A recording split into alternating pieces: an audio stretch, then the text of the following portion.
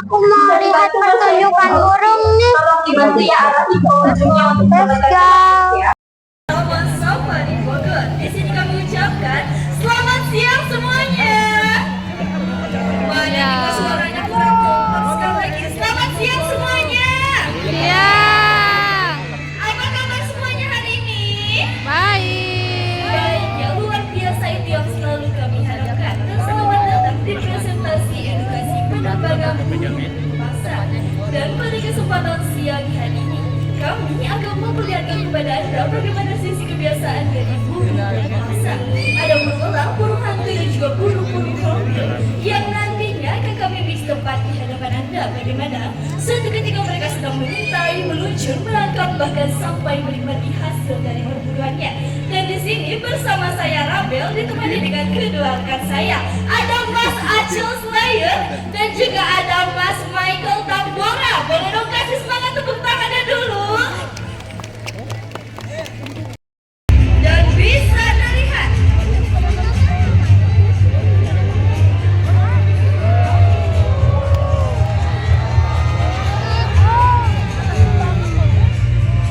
wow, boleh dong kasih semangat tepuk tangannya dulu. Ini dia burung pemangsa dari jenis elang laut berputih ataupun white-bellied seagull. Merupakan salah satu raptor terbesar yang ada di Indonesia. Dan burung yang satu ini memiliki nama latin Haliaetus leucogaster dari genus Haliaetus. Raptor yang satu ini ia dijuluki sebagai mesin terbang hidup. Tak heran, dengan bentangan sayap 1,5 meter hingga mereka mampu terbang dengan kecepatan 115 km per jam. Dan untuk mengawali penerbangan kita pertama, boleh dong kasih semangat tepuk tangannya lagi.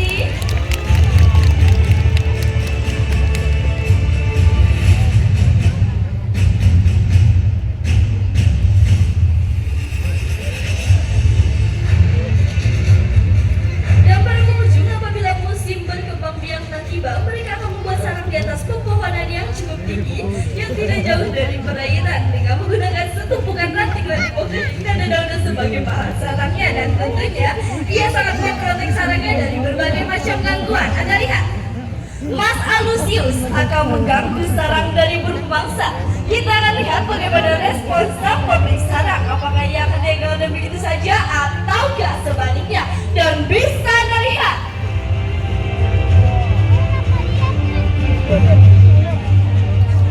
meluncur sangat cepat. Hati-hati Mas Alusius, awas. Dan tentunya ia tidak akan diam begitu saja. Dan setelah sarangnya rasa aman, ia pun akan melanjutkan perburuannya. Here we go and action. Boleh dong kasih semangat tepuk tangannya lagi.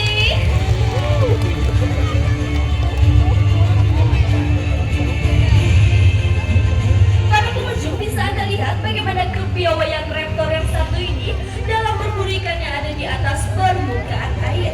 Selain itu, ia mampu mengangkat mangsanya yang berukuran 1,5 dari bobot tubuhnya sendiri dan langsung membawanya ke udara.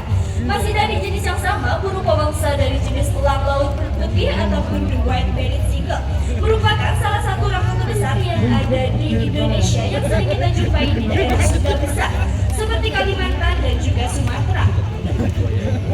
Namun untuk daerah Jawa dan Bali sudah jarang ditemukan. Bahkan raptor yang satu ini tidak hanya tersebar luas di Indonesia saja. Mereka sudah tersebar hingga ke Borneo, Filipina, Malaysia, bahkan tersebar luas hingga ke Australia. Dan jangan lupa ini dia salah satu raptor terbesar yang ada di Indonesia, the white-bellied seagull. Boleh dong kasih semangat tepuk tangannya lagi.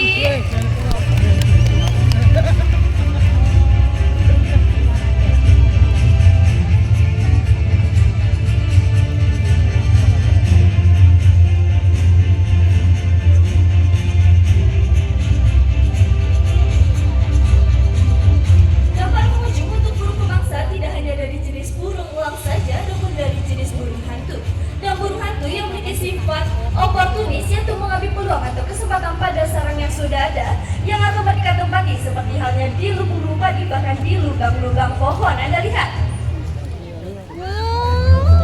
Wow, hampir ke aku guys.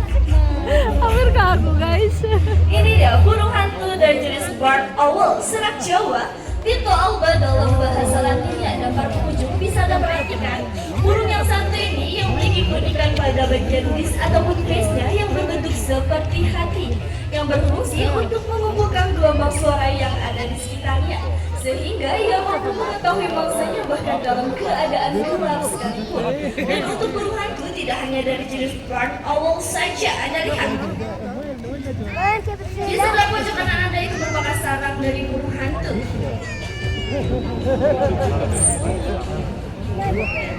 Ini dia burung hantu dari jenis Buffy face owl ataupun ketupat di dalam bahasa Latinnya. Seperti hal namanya, burung hantu yang satu ini sering kita jumpai di daerah perairan dan tentunya ia memangsa ikan, katak, kadal dan juga makhluk lain lainnya. Dan para pengunjung bisa Anda perhatikan, burung hantu yang satu ini ia memiliki bola mata yang cukup terang karena ia mampu aktif antara 16 hingga 24 jam periode terang. Dan di sini saya mau tanya, ada yang tahu kenapa burung yang satu ini dinamakan dengan burung hantu? Ada yang tahu gak? Kenapa? Karena seperti hantu. Lebih tepatnya, burung ini dapat terbang tanpa mengeluarkan suara dari kepakannya. Dan kali ini kita akan dengarkan bagaimana suara dari kepakan sayapnya ini nyaris tidak terdengar. Dan kami harap tidak ada yang berdiri karena nantinya burung akan terbang cukup rendah ataupun dekat dengan Anda.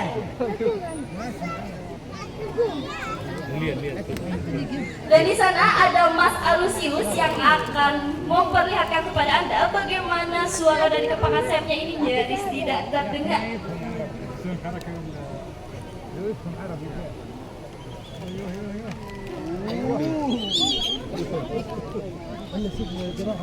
Wow, apa dengar nggak suara dari kepakan sayapnya?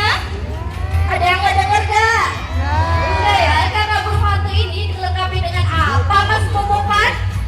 Dilengkapi dengan apa? Dilengkapi dengan jumbai. Jumbai ini terbentuk seperti sisir yang berada di kedua belah ujung sayapnya yang berfungsi untuk membuyarkan frekuensi suara sehingga ketika sedang membuat aktivitas terbang, suara dari kepakan sayapnya ini nyaris tidak terdengar dan Anda pergi senyap layaknya seperti hantu.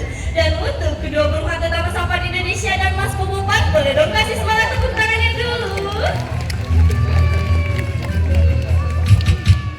Oke para pengunjung, di sini saya mau tanya, masih semangat semuanya? Masih. Masih pada mau dilanjut gak? Masih. Adik-adiknya mau dilanjut gak? Lanjut ya, kini tiba saatnya kami memperlihatkan kepada Anda bagaimana sisi kebiasaan dari burung-burung hampir. Burung endemik Indonesia yang jarang kita jumpai di negara-negara lain. Bisa Anda perhatikan. Di sebelah pojok kanan Anda itu merupakan sarang dari burung hornbill dan dapat Anda perhatikan ada sedikit paruh yang keluar. Itu merupakan paruh milik induk betina, memberi kode kepada induk yang jantan bahwa induk betina dan anak yang berada di dalam sarang sudah mulai merasa lapar. Dan dapat Anda dengarkan, itu merupakan suara sang anak yang berada di dalam sarang. Dan di manakah induk sang jantan kini berada? Sejauh-jauhnya induk jantan meninggalkan sarang, ia tidak akan lupa kepada induk betina dan juga anak-anaknya. Wow, bisa Anda lihat. Sang jantan pun langsung menghampiri sarangnya, memberikan suplaian makanan yang ia taruh di dalam perutnya melalui lubang sarang yang telah ia sisakan. Beginilah proses penyaplaian makanan induk jantan kepada induk betina. Dan untuk burung hornbill ini, ia memiliki perkawinan yang bersifat monogami murni. Apabila salah satu pasangannya mati, maka salah satu pasangan yang lain akan hidup menyendiri dan sulit pindah ke lain hati. Dan apabila bulu sang anak mulai tumbuh dan mampu untuk terbang, induk betina akan mendobrak tutup sarangnya sedikit demi sedikit mempergunakan paruhnya yang sangat kuat. Bisa Anda perhatikan? Tutup sarangnya pun mulai didobraknya dan sang anak pun mulai terlihat dan tak sabar untuk melakukan aktivitas terbang untuk yang pertama kalinya. Ini dia anak burung hornbill dari jenis julang mas. Dan tentunya induk betina pun ia tidak akan diam begitu saja. Ia pun akan keluar memastikan sang anak terbang secara sempurna. Wow, ini dia induk yang betina. Saya dulu yang ngomong ya. Oke para pengunjung, bisa Anda dengarkan suara induk betina lebih nyaring daripada induk yang jantan. Hal ini berfungsi untuk memanggil pasangannya. Dan untuk mematikan yang jantan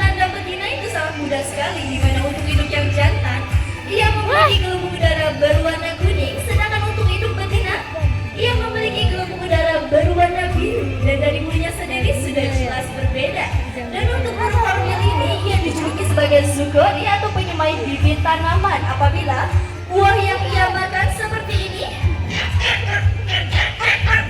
Bijinya tidak akan hancur seperti halnya burung paruh bengkok, melainkan akan ia telan utuh dan akan ia keluarkan kembali melalui fesesnya suatu ketika ia sedang terbang ataupun bertengger di atas pohon. Dan jangan lupa, ini dia burung hornbill dari jenis julang mas. Boleh dong kasih semangat tepuk tangannya lagi.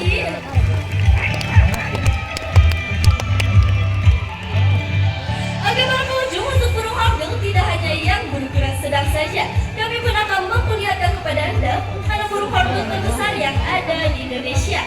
Arahkan kembali pandangan Anda ke arah hutan yang ada di atas sana.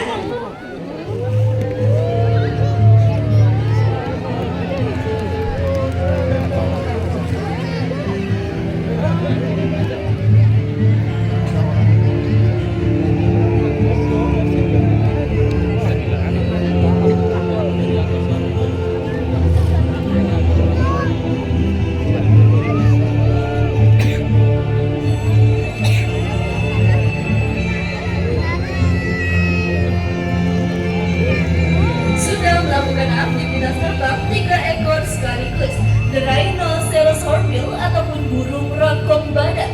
Burung yang sangat diagungkan oleh masyarakat suku Dayak. Hal ini dapat dibuktikan apabila wanita suku Dayak beranjak dewasa, ia akan ditato di bagian tubuh, lengan dan juga kakinya dengan membentuk paruh rangkong badak. Hal ini melambangkan kesucian dan juga kesaktiannya. Dan untuk memastikan yang jantan dan betina itu sangat mudah sekali, di mana untuk induk yang jantan ia memiliki bola mata berwarna merah, sedangkan untuk induk betina ia memiliki bola mata berwarna putih. Seperti inilah sisi kebiasaan dari burung-burung hornbill. Berbeda dari burung pemangsa, di mana burung pemangsa ia akan mengintai mangsanya di udara dan tanpa harus berhenti ia pun akan langsung memakan mangsanya di udara.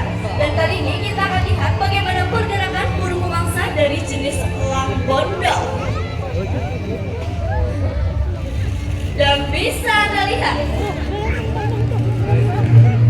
ini dia burung pemangsa dari jenis elang bondol, sang maskot kota DKI Jakarta yang telah diresmikan oleh mantan gubernur kota DKI Jakarta pada saat itu Bapak Wiyogo Admodarminto. Dan untuk burung pemangsa, ia berada di puncak rantai makanan ataupun top predator. Dan apabila di suatu kawasan masih terlihat aktivitas dari burung pemangsa, menandakan bahwa kawasan tersebut masih terjaga kelestarian alaminya. Namun sebaliknya, apabila di suatu kawasan sudah tidak lagi terlihat aktivitas dari burung pemangsa, menandakan bahwa kawasan tersebut sudah tidak lagi lestari. Mari kita jaga, rawat dan lindungi mereka seperti halnya teman terdekat yang ada di antara kita. Namun menjaga dan merawat mereka tidak perlu memeliharanya di pekarangan rumah. Cukup biarkan mereka terbang bebas tanpa merusak habitat alam aslinya. Seperti halnya burung Garuda, dan selama ini masih banyak orang yang beranggapan bahwa burung Garuda adalah burung mitos belaka.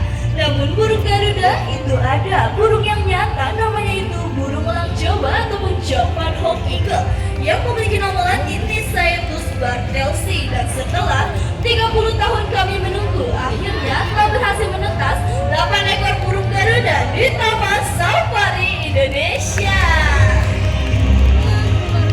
Oh itu burung Garuda tuh. Burung Garuda yang dibawa oleh Mas Alusius merupakan salah satu anakan burung Garuda yang berhasil menetas di Taman Safari Indonesia. Karena dari tahun 2017 hingga saat ini, kami telah berhasil mengembangkan burung Garuda di luar habitat alam aslinya. Dan tentunya kami sudah terlibat akan pelepas liaran burung Garuda hasil penangkaran Taman Safari Indonesia dan atas kerjasama dari PT Smelty. Dan bila Anda ingin ikut serta dalam pelestarian satwa-satwa ini, jadilah Anda sebagai customer setia Taman Safari Indonesia dan jadikan Taman Safari Indonesia sebagai destinasi wisata Anda, keluarga dan juga kerabat. Karena di sini kami Taman Safari Indonesia merupakan lembaga konservasi ex situ, di mana kami mempunyai fungsi dan tugas untuk menjaga, merawat dan melindungi satwa-satwa endemik Indonesia maupun eksotis mancanegara agar terhindar dari kepunahan dan anak cucu kita dapat menjumpai di masa depan kita nanti. Dan jangan pernah biarkan mereka semua punah. Apa kita mau mereka semua punah? Apa kita mau mereka semua punah? Tentu saja tidak, karena sekali mereka punah tidak akan pernah tercipta kembali. Mari kita tumbuhkan rasa kepedulian kita terhadap satwa dan juga alam. Karena kalau bukan kita, siapa lagi? Kalau bukan dari sekarang, kapan lagi? Kita peduli, semua satwa pun pasti akan lestari. Save our planet and save our wildlife. Cukup singkat perjumpaan kita pada kesempatan siang hari ini. Sampai jumpa di lain kesempatan and bye-bye. See you next time. Ya sudah nih pertunjukan burungnya, kita lanjut ke pertunjukan lain yuk. Let's go.